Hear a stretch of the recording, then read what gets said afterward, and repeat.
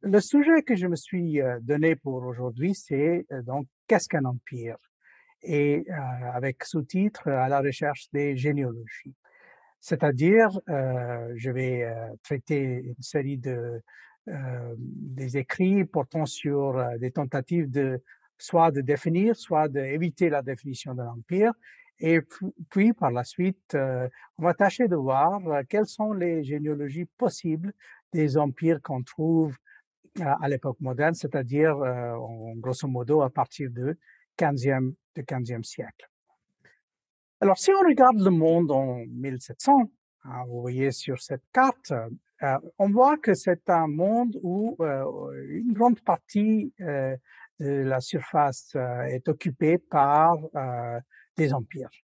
Pas exclusivement, ça va de soi, mais il y a des empires, si vous voulez, un peu partout dans les quatre continents. Donc, sur le continent américain, vous voyez un empire espagnol, un empire portugais et aussi quelques éléments de l'empire britannique et de l'empire français.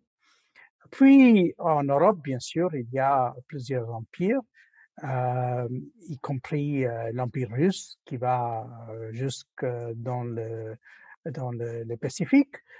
Il y a en Asie quelques empires très importants, surtout aussi parce qu'ils ont un poids au niveau démographique, l'empire chinois de Qing, l'empire moghol. Il y a aussi des points d'interrogation sur un certain nombre de systèmes politiques. Par exemple, on va revenir sur cette question qui a quand même préoccupé pas mal les spécialistes de l'Iran.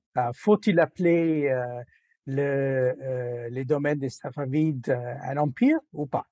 Donc, ce genre de questions, c'est aussi légitime et on va bien sûr tâcher d'aborder ça par le biais justement de la définition, mais aussi par le biais de la connexion et de la comparaison.